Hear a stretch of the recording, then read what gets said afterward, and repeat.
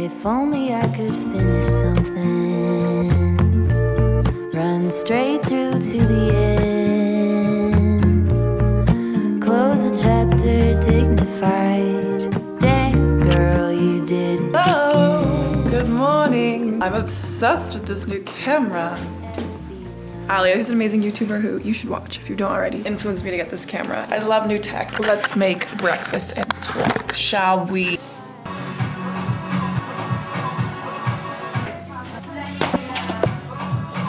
Me at like 9 a.m. Blasting house and techno to feel something, you know?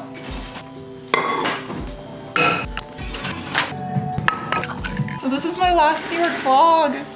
Ah! I'm freaking out! Because I'm moving, which just feels insane because I've lived in this apartment for 3 years and I've also lived in the East Village for 5 years. So I've just spent so much of my life and like these incredibly developmental years here. So I'm headed to Paris as my home base, but I honestly am traveling so much already. Like I have so many trips booked for different reasons that anything if more, I'm kind of entering a bit of a nomadic phase where I'm not having a full lease, I'm just subletting different places. I just had a project come up to go to Jordan and I'm going to Lithuania. I'm a little nervous, I'm a little anxious, I think because I'm moving on my own. So of course I'm so excited and I'm so grateful I can pull this off. Like it's all because of you guys and the fact that I can make videos on the go.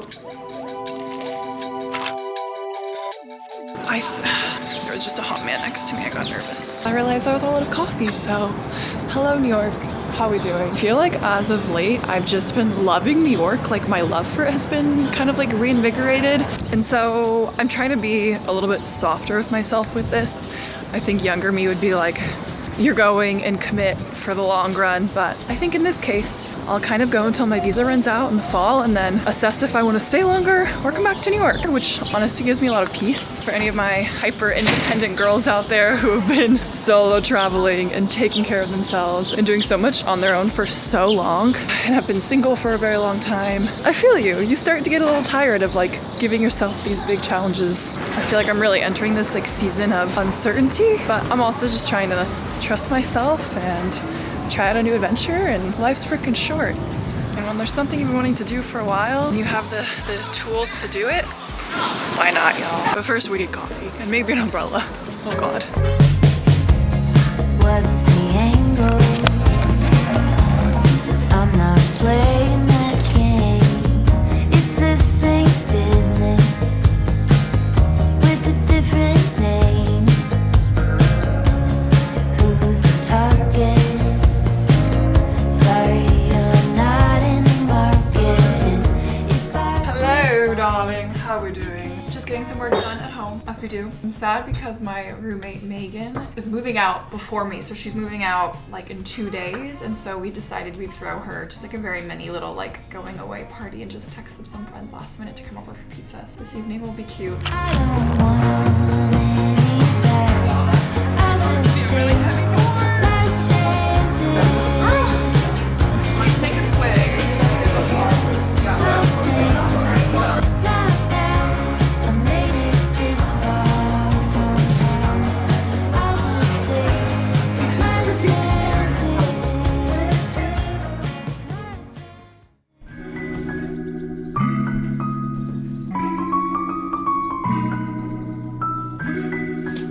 It's pouring rain outside. But I told myself I'm sticking to this workout schedule. So we're getting to the gym. We're not slacking. I'm trying to have muscles and there's nothing there. We're working on it, okay? Okay.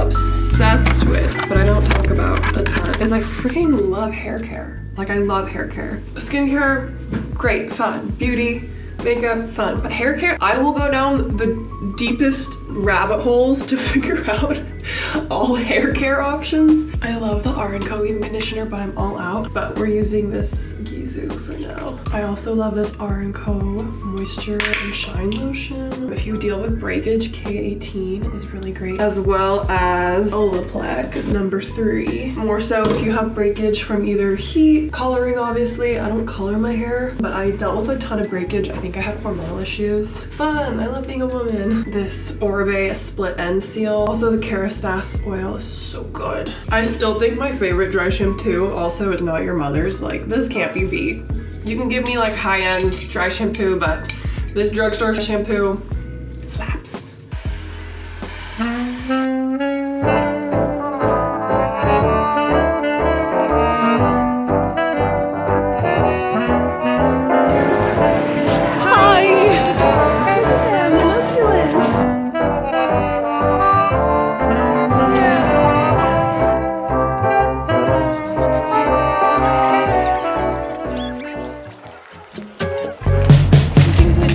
What's the angle? I'm not playing that game. It's the same business with a different name. Oh, look at that! Who's the target? Sorry, I'm not in the market. If I quit buying, you can't sell me anything. No thanks, I'll pass. I don't want any of that. I'll just stay. We're sitting on a rock in Central Park. Sunday shenanigans. Trying to ground. We're trying to earth. We're trying to earth so much. There's a lot going on around. I us. know. We're trying But we're just on this freaking rock. to floating through space, having existential chats. Always. This is how you try to get access to nature in New York. Time you get older, Pretty! maybe it could be enough. You don't have to be so tough. Maybe you could settle down, happy with your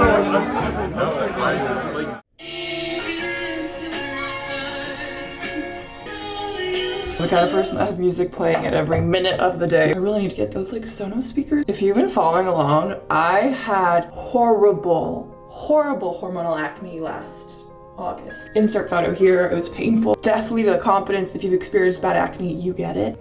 I don't know what I've done to deserve this.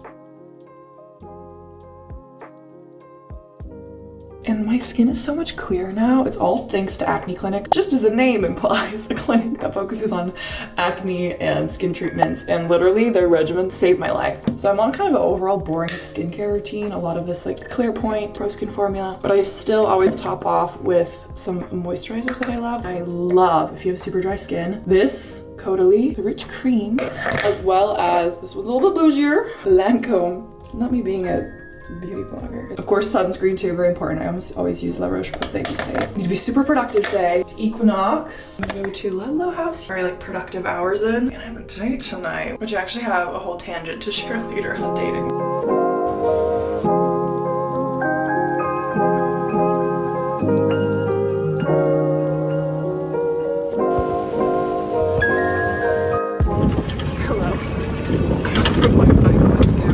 I was just working at my little co-working space, and today is the day of the eclipse. Work can wait 20 minutes. We're going to the park.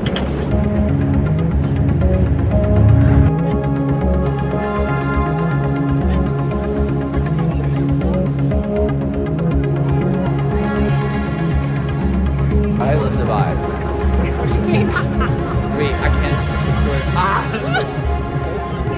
No, yeah, it's going. Now you can see like the whole, like this.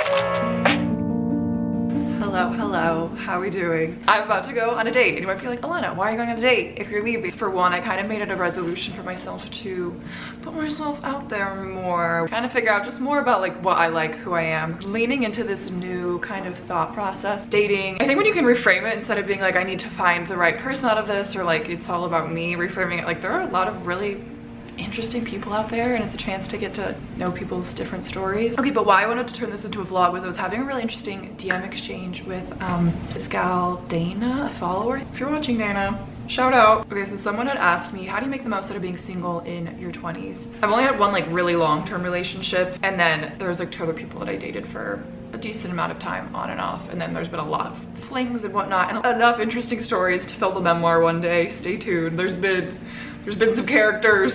So when someone asked me this, I said, it allows total autonomy of your schedule, decisions, interests, and direction you're taking in life. I think it's important to be selfish in quotations in this season for a little while to understand what paths you want to pursue, what brings you fulfillment and meaning, and who you want to be as an independent individual, so that you can show up as a better partner down the line when the timing is right if you want a long-term relationship. I also always strived and was taught to be fiercely independent for a very, very long time, most of my life, but as I grow older, I've loved seeing myself change into a softer lover girly after all. Because it's not going to necessarily relate to everyone out there, but I think for the people who it can relate to, I think it's a helpful conversation to have, and one that I haven't seen people talk about. And that is for the girls out there who were either raised or taught to be or kind of consumed this message of being like fiercely independent. The whole narrative of like, I don't need a man, but to such a degree that you maybe have stayed single for a lot of your life and haven't put yourself in situations where you can actually like truly allow somebody to like enter in. I was embarrassed, so probably just like a year or 2 ago to even be able to admit that like, oh, a relationship with somebody could be nice. I also find it tricky to actually like commit to one person because of like how independent I am, and this way I've kind of like formed my life, how hard it is to find somebody who can actually like keep up. Perhaps you're in the group where you grow up and you prove to yourself, oh, I am incredibly independent, like I got myself, like I've been able to give myself a really beautiful life. But it can also end up being obviously quite lonely. I think there's like different buckets of love, like family love, friend love, and romantic love. As much as some of them can be full, the others can be still actively feeling empty. Right now I would say my family and friend cups are like brimming, but it doesn't pour into the relationship one. It's different. Or when I was in a long-term relationship in the past and I was newer to New York and I didn't have that many friends and I was still kind of getting acquainted with the city, like my friendship cup felt super empty, and as much as my relationship was good at the time, that little friendship bucket still actively felt like it was lacking. I feel like I've still come to like learn over the time that this whole like I don't need a man level of feminism is actually a bit destructive. It's even painful for me to admit. I'm learning that it's strong and brave to need somebody. Allow yourself to be a softer, more open version of yourself, be able to lean on other people and not have to do everything on their own. I also grew up in a very like Christian community, purity culture, etc. So all of those things together, I feel like led to me being really independent and closed off. I'd say today, in 2024, I see a lot more people, or maybe it's just on TikTok, acknowledging it's a bit outdated to just have to be like, I don't need no man, and can realize that they can be strong, independent, capable individuals who, while admitting they want a loving relationship, and these two things can exist together. At the end of the day, I feel like the whole purpose of life is just to love and be loved. Like none of this other shit really matters. I wanted to share this because it's not gonna relate to everybody. Like, I'm sure a lot of you are out there, have been in relationships for years, or you're married. So this is necessarily for you guys. Love y'all. I hope you're happy and in love. For everybody else that this might relate to, I just feel like I haven't really seen people talk about this like, kind of gray area. I feel like I see content on like being, you know, a badass woman, doing your thing, solo traveling, whatever.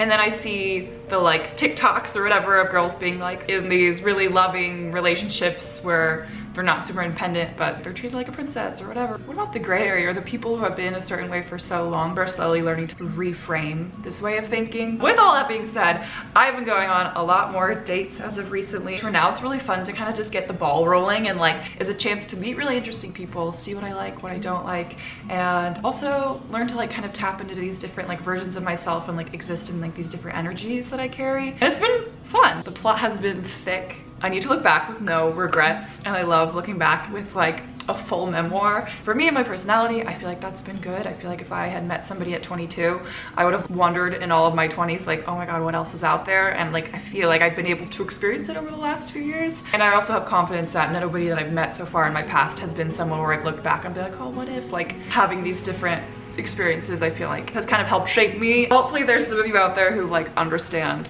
what I'm talking about and can resonate, because I felt like I was alone in that in a while, and then this conversation with Dana, I was like, that's a really good point. It's a very interesting process to kind of like reframe the way you see relationships and life and balance and all of that. So okay, that was a lot of chit-chatting.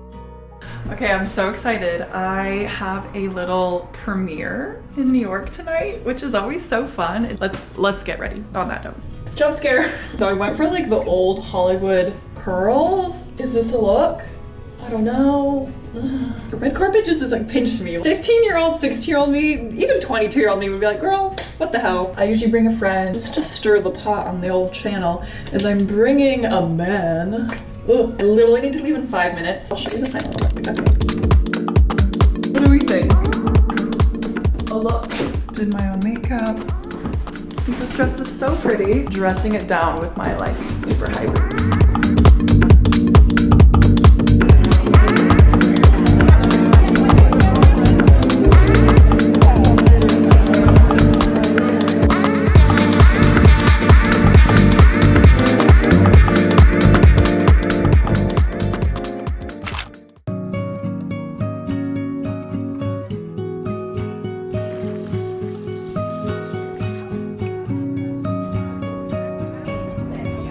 Good bun. Bring more in my bag. What's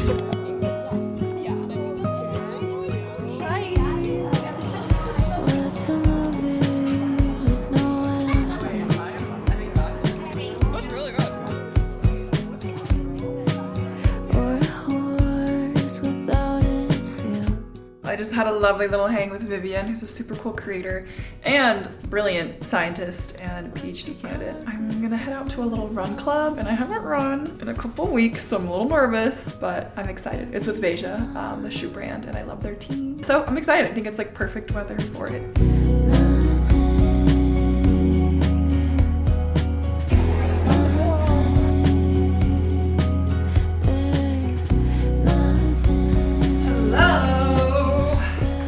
Came back from Run Club with Veja, love them. I got to meet their team in Paris and they are so sweet. So it was so nice to go to a running event. I ran into Taya, the Turmeric Times there, Brett Conti, Alia, and some other creative friends. And we were chatting about how lovely it is to connect with people over like fitness-based activities and how it's so easy in a place like New York to just kind of get sucked into this like endless cycle of like scene events. So kind of like to live in the extremes. I love my techno night outs and my house music. Of course, love being fit and healthy and active, and I love connecting with people that way. But I'll get up at 7 a.m. on a Monday to go to the gym at 8, but I also could very easily be staying out till 3 dancing on a Friday. At times, I can have a bit of an identity crisis when it comes to that. I feel like for anybody who grew up in religious, more restrictive communities. And in my case, I also went to a religious university. It was a dry campus, definitely did not have the classic college experience. And then I moved to New York and I got into a long-term relationship with somebody who was a bit older and didn't drink alcohol or do anything like that, didn't go out, never experienced that part of New York in my early 20s. And then COVID hit in my like early 20s into my mid 20s. And then only as COVID ended, kind of want to experience this more youthful side of life and like take that as you will. Like for me, it's kind of just like wanting to go out to a DJ set and like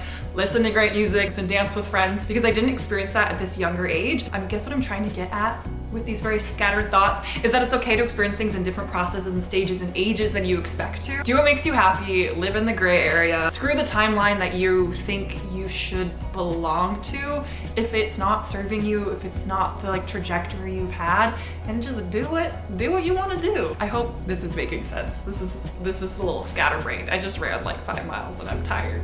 You know, life's short.